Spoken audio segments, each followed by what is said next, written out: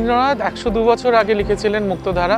প্রকৃতিকে বাঁধ দিয়ে আটকে রাখা, নদীকে বাঁধ দিয়ে আটকে রাখার বিরুদ্ধে উনি বলেছিলেন কথা। নদীর জলধারাকে আটকে কি রাখা যায়, আর যদি আটকানো হয় তাহলে কি ধরনের প্রলয় আসতে পারে সেটাও কিন্তু আমরা অনেকেই দেখেছি। আর এবার এই থিম নিয়েই এবার পুজোর মণ্ডপ কামাল করতে চাইছেন দমদম পার্ক তরুণ সংঘের পুজো।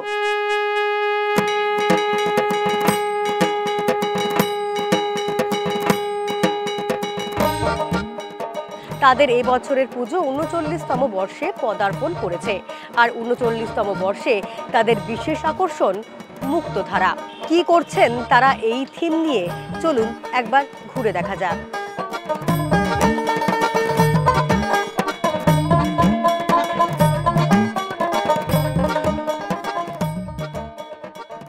আমাদের পুজোর ইউএসপি যদি বলেন, সেটা তো মোটামুটি কলকাতায় সবাই জানে, জল। এরকম জলের ধারে এত সুন্দর লোকেশন অন্য কোনো পুজোর আমার মনে হয় না আছে কলকাতায়। এবং আমরা প্রত্যেকবারই এই জলটাকে অন্যভাবে ইউজ করে কিছু একটা করার চেষ্টা করি। এই বছর আমাদের থিমের নামই মুক্তধারা। ধারাকে মুক্ত রাখো, নদীর ধারাকে আটকিও না। এবং তরুণ সংঘ যদি বলেন, তরুণ সংঘ যেভাবে শুরু হয়েছিল, আমাদের পাড়ার যারা সিনিয়র তারা সবাই মিলে তরুণ সংঘর পুজো শুরু করেছিল। এবং এইটা যে এই পুরো একটা জোন তৈরি হয়েছে এখন দমদম পার্ক, সেখানে ফার্স্ট কিন্তু তরুণ সংঘ।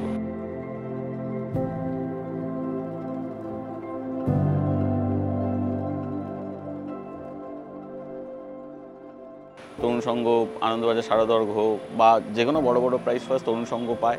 তারপরে আস্তে আস্তে এটা একটা জোন তৈরি হয়। অন্য পুজোরাও এখন ভালো পুজো করছে, আমাদের পাশের পুজোরাও। এই বছর তো অনির্বাণ দা আমাদের আর্টিস্ট, উনি খুবই ভালো কাজ করেন, আপনারা সবাই জানেন। এবছর আমাদের এখানেও একদম অন্যরকম একটা কাজ করছেন।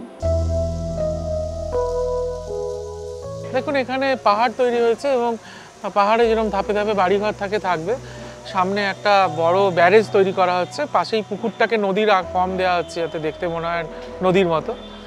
আর এখানে নাটকে অভিনয় করা হবে পুরো মুক্তধারাটা, সেটা একটা অন্যতম আকর্ষণ হবে বলে আমার ধারণা।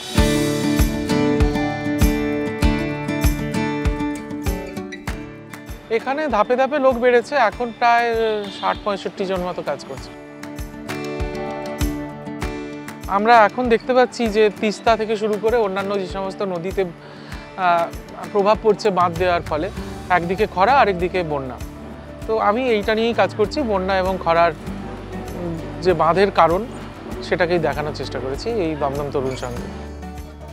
গোটা মণ্ডপটি তৈরি হয়েছে একটি পাহাড়ের আদলে, যেখানে পাহাড় কেটে ধাপে ধাপে সেখানে অজস্র বাড়ি তৈরি হয়ে গিয়েছে।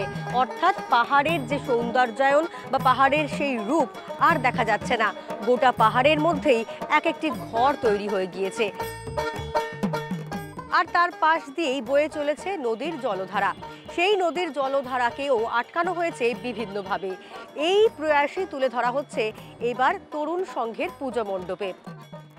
আর দেবী মূর্তিতে থাকছে অভিনবত্ব। হরগৌরী বা সেই আদলেই তৈরি করা হচ্ছে দেবী প্রতিমা। সব মিলিয়ে এবারে তরুণ সংঘের পুজো মণ্ডপ দর্শনার্থীদের কাছে বিশেষ আকর্ষণ হয়ে উঠতেই পারে, এমনটাই মনে করছেন এখানকার পুজো উদ্যোক্তারা।